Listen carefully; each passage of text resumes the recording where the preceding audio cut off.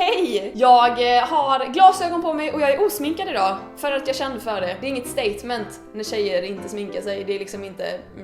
det är verkligen bara, idag kände jag inte för det. Så jag gjorde det inte. Plus att jag ser bättre. Med glasögon alltså, inte utan smink. Även om det hade varit otroligt revolutionerande. Idag tänkte jag prata med er om hur det är att vara en introvert människa. För att... sån är jag. Men vänta lite nu Klara, betyder inte introvert att man är lite blyg? Nej.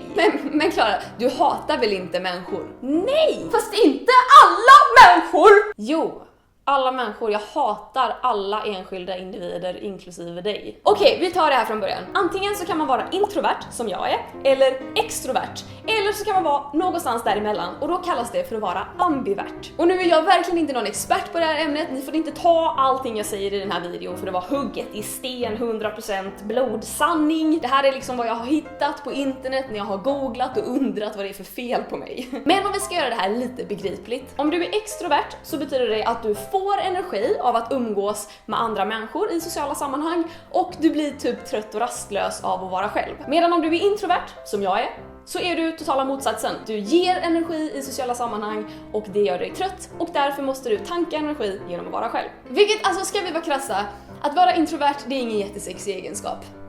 Det är som att vara laktosintolerant. Man kommer inte in på en fest och bara, tja, jag är laktosintolerant. Jag fjärtar om jag dricker mjölk.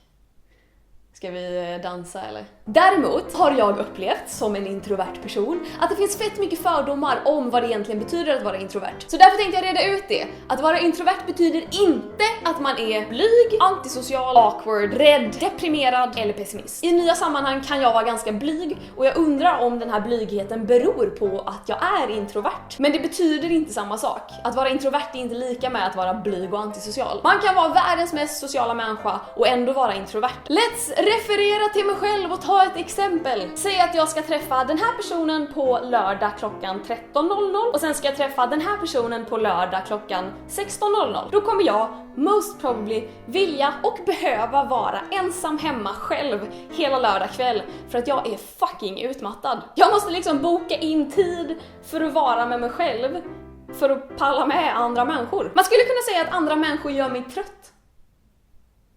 Eller ja, i och för sig. Jag tror att vi alla kan bli ganska trötta på mänskligheten med jämna mellanrum. Men tänk då att vara trött på mänskligheten och att vara introvert på samma gång. Jesp! Jag har liksom ingenting emot att vara själv. Jag tycker att det är det härligaste som finns, att vara ensam hemma en kväll och bara umgås med mig själv. Det är liksom någon skev men ändå underbar kombo av egoism och schizofreni. Och jag vet inte hur många gånger någon kompis har frågat mig, ska du hänga med och göra det här ikväll?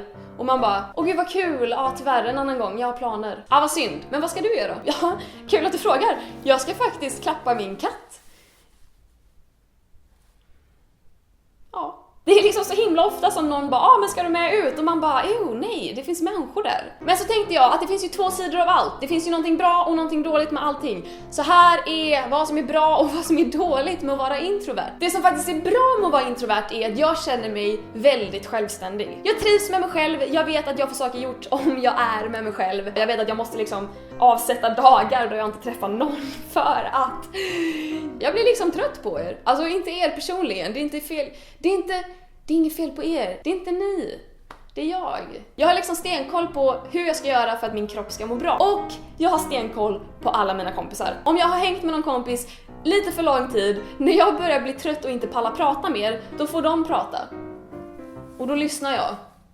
Och jag är så jävla bra på att lyssna. Å andra sidan, det som är dåligt med att vara introvert är att de allra flesta jag känner och umgås med, de är extroverta människor. Och så tycker de såklart att man är lite tråkig när man inte pallar följa med ut och festa både fredag och lördag. Och normen säger liksom för folk i vår ålder att du ska ha många kompisar, att du ska hänga med dem 24/7, att du ska älska att festa. Och jag är inte sån. Jag är en tråkfjärt. Vill man döda mig så ska man ge mig jobb på typ Espresso House. Fy fan, stå i kassan hela dagen och prata med folk. Alltså min absolut värsta mardröm är att ha en siamesisk tvilling. Tänk att behöva umgås med någon hela tiden. Sen kommer ju det visserligen aldrig hända, vilket jag tackar gudarna för.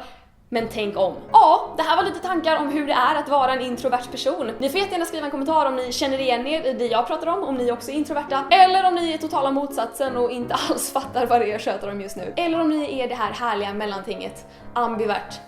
Fy fan! Jävla glidare! Hur som helst, det var allting jag hade för denna veckan. Ni får ta det vackert och så ses vi precis som vanligt nästa vecka. Hej då!